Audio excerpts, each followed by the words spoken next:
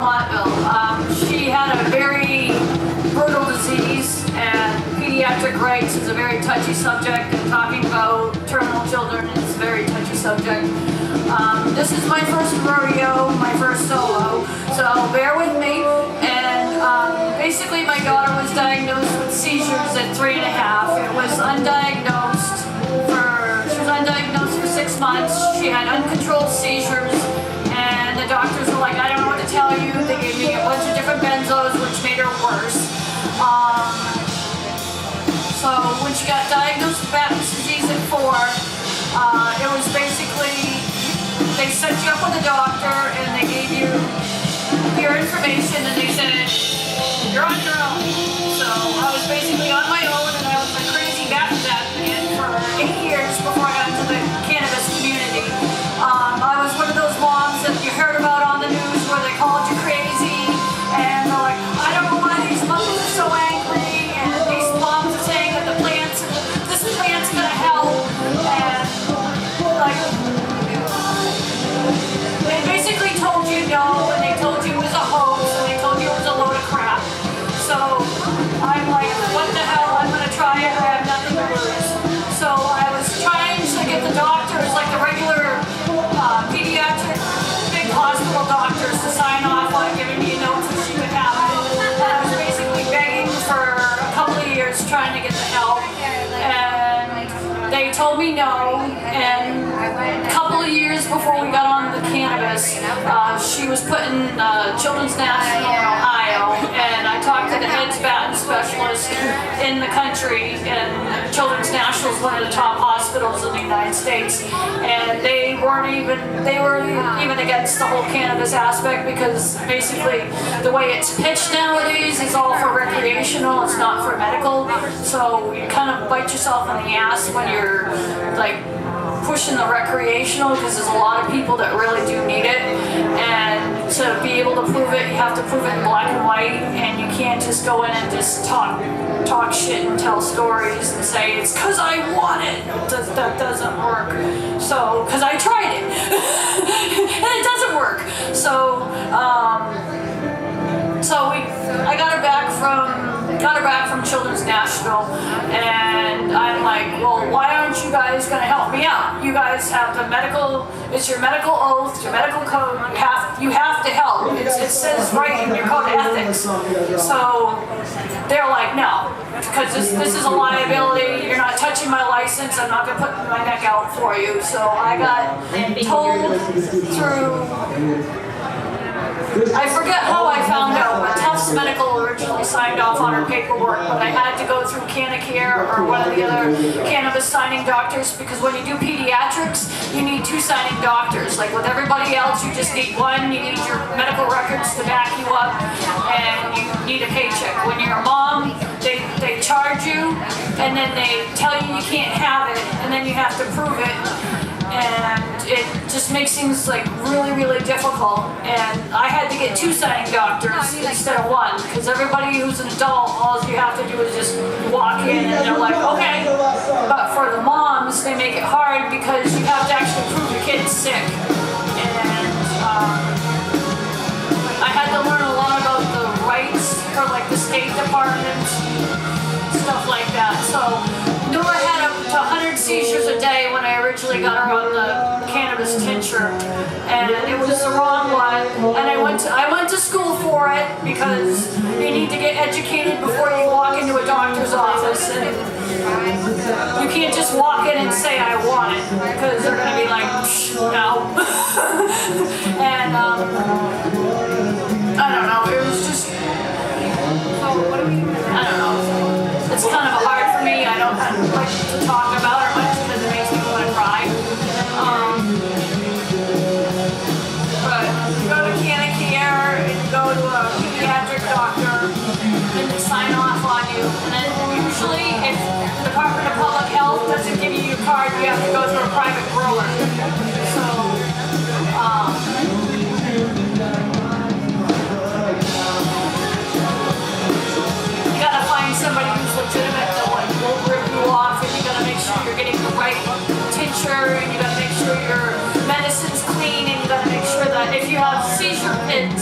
And like terminal patients, you can't give them alcohol with the tincture because that'll counteract the medications. And then you have to do a slow wean when you're adding the CBD tincture and the oils, because it's going to mess up the medications and it's going to make you look very uneducated when you're going to talk to the doctor.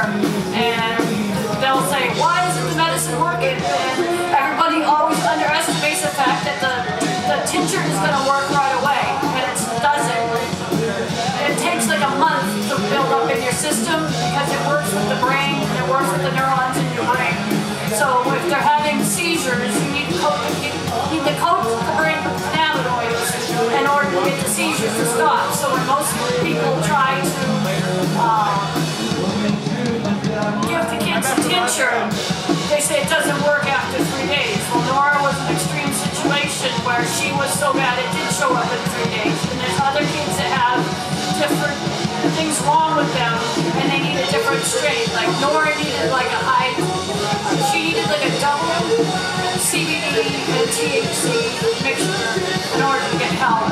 And I went through doing the grassroots that was in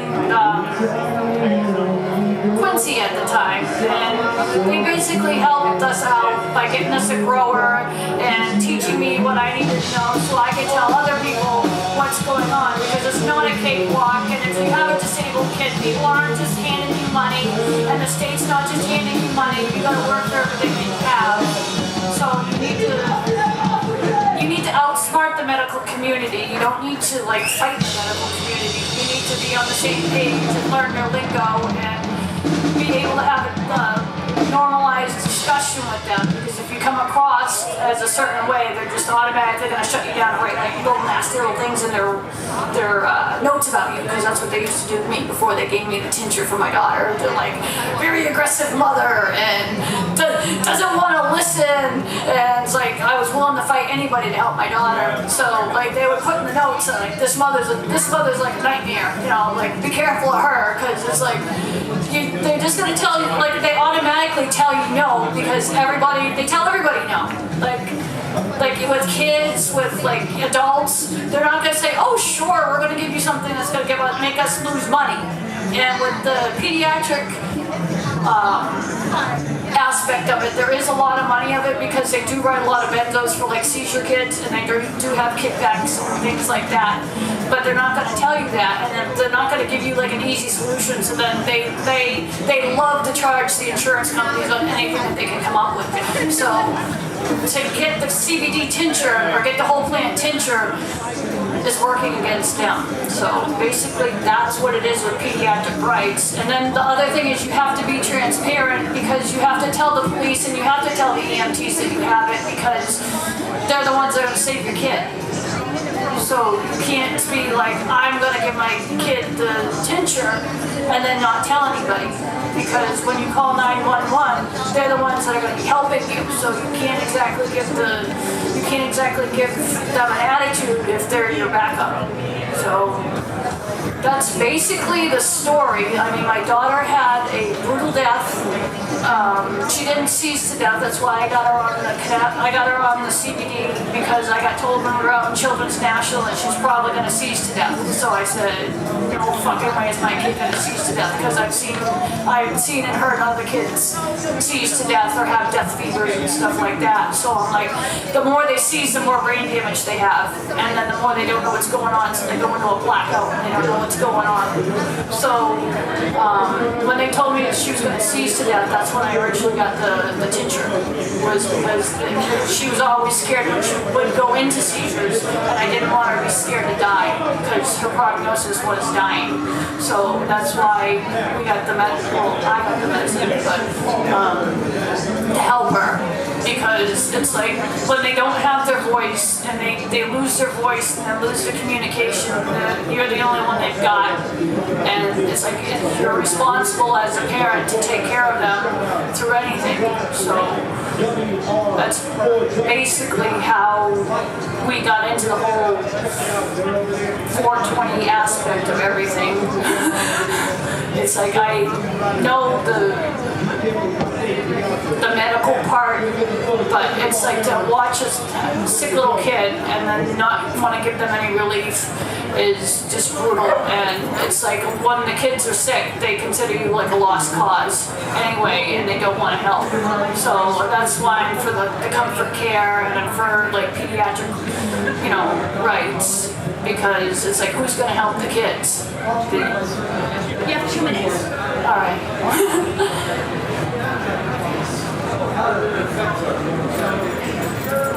Oh, she had 100 seizures a day, and I started giving her the tincture, and within 4 days she stopped seizing, and she slept for a month because she would seize, and she would seize and cry for 24/7, like 24/7. She lost 15 pounds just shaking and crying all night because they gave her so much benzos it started to crash against her system, so it sent her into full seizures. So she was constantly seizing, and she'd cry and call mom.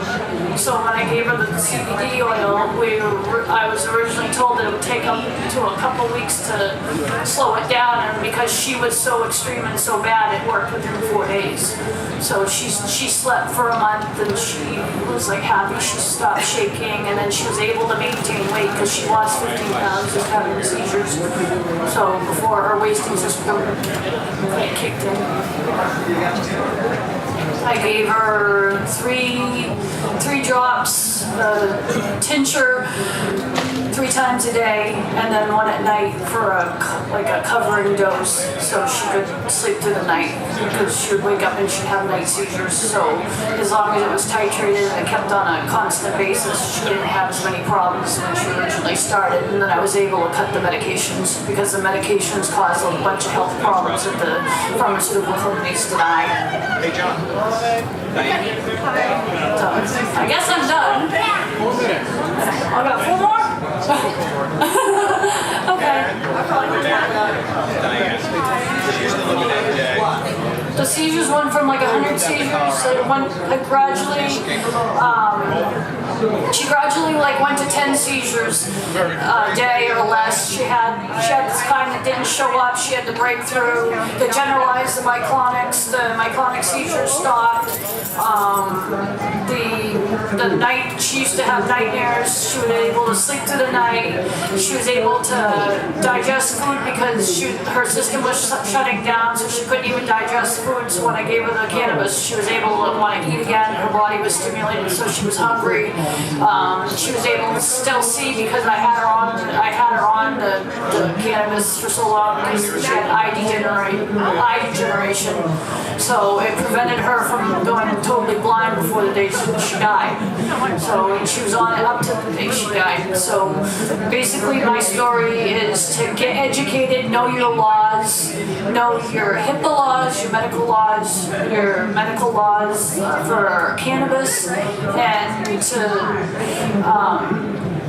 always keep up to date on everything, because they will change it as soon as they put something through. They put through the law to help children, and now they're trying to reverse it. So, and they don't care, because now they're trying to say it's all a hoax, like they originally said when they put it through to begin with. So, yes, it did help her 100%. I'm for it. I'm for the medical aspect of it. I mean, recreational's all right, but recreational will make you look more bad than good, because it's not showing any benefit. Like with the pediatrics, it shows a benefit, and you're actually able to scientifically prove that there's an improvement because you're monitored by everybody. So you can go in and pull medical records, and they can't argue with you because you need proof, 100%. I argue that we shouldn't need proof. Well, you need proof because the moms get a bad rap for trying to save their kids. Children, you mean? Yes, for children. Okay, understood. Yeah. Sorry. So, it's okay. But yeah, for the kids, they put you through the ringer to prove it, and then they try to take it away as soon as they give it to you. Any other questions?